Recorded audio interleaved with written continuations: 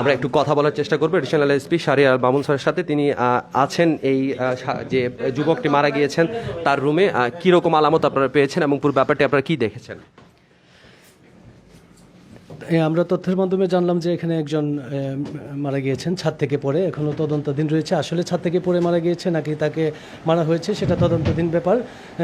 শ্রদ্ধাঞ্জলি করা হবে, পোস্টমর্টম করা হবে, তারপরে বোঝা যাবে। তবে সে যেই ঘরে থাকতো আমরা সেই ঘরে আসছি, সে একটা সাবলেটে থাকতো, সিঙ্গেল রুম, অ্যাটাচ বাথটাব আছে, সব কিছুই তার ছিল। এখানে আমরা তল্লাশি করে যে জিনিসগুলো পেলাম 25 পিস ইয়াবা পেলাম এবং ইয়াবা খাওয়ার সরঞ্জামাদি যা দরকার সবগুলোই পেলাম। এছাড়া এখন আরও তল্লাশি চলছে, আরও কিছু পাই কিনা সেটা পরবর্তী সময় দেখা যাবে। অর্থাৎ এই রুমটিতে তিনি সাবলেট থাকতেন, এখানে একটা পরিবারের সাথে কি তিনি সাবলেট থাকতেন? সে একাই থাকতেন, যতদূর জানা যায় সে একা থাকতেন, মানে সে এই রুমে একাই থাকতেন। এই ভবনটির মালিক কে এবং তিনি কোথায় থাকেন? উনি আমার মামা, আমেরিকা থাকে। এই ভবনটি কবে তৈরি করা হয়েছে এবং কমপ্লিট দেখাশোনার দায়িত্ব কার কাছে? আমার কাছে। আর এটা কমপ্লিট হয়েছে ধরেন 3-4 মাস কমপ্লিট হয়েছে। যে যুবক মারা গিয়েছেন, যে তরুণ মারা গিয়েছেন, মূলত তার সাথে আসলে কিভাবে তিনি এই বাসায় সাবলেট ভাড়া নেন তার কাছে? সাবলেটটা এটা জানি না, সাবলেট জানি না। ওই যে আকবর, যে ওর ভাই, ওরা যে হয়েছে বাসা দেখছে, দেখে চয়েস হয়েছে। হওয়ার পরে আমার নাম্বার নিছে, নিয়ে হয়েছে আমার বড় ভাই আপনার লগে দেখা করবা।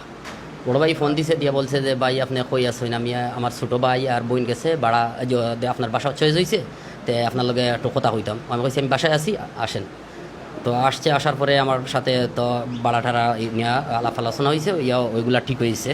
ওর পরে তারা ভাড়া নিছে। যে সময় আমি ডিট দিছি, ওর সাথে ডিটটা ফিল আপ করছে, ওর নামে না হইলে ওর ছোটো ভাইয়ের নামে, আকবরের নামে করছে।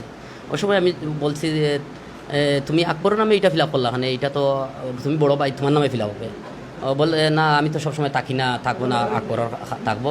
ও ঠিক আছে, বাস ও ভাড়া দিয়ে দিছি। আর এরপরে আমার ভাড়াটিয়া কিছু কিছু সময় বলছে যে ওর বাসায় ফ্রেন্ড আসে, রাত্রে 1টা, 1:30, 2টার সময় আসে, যে আমরা অসুবিধা হয়। আমি বলছি ওরে 2-3 বার বলছি যে তুমি এরকম যে হয়েছে তোমার বন্ধুবান্ধব নিয়ে আসবা না, এলে আমার ফ্যামিলি বাসা আছে, অসুবিধা হয়, তুমি এটা 10টার ভিতরে আসবা বা বেশি হইলে 12টা, আর এগুলা আনবা না, এটা ফ্যামিলি আছে।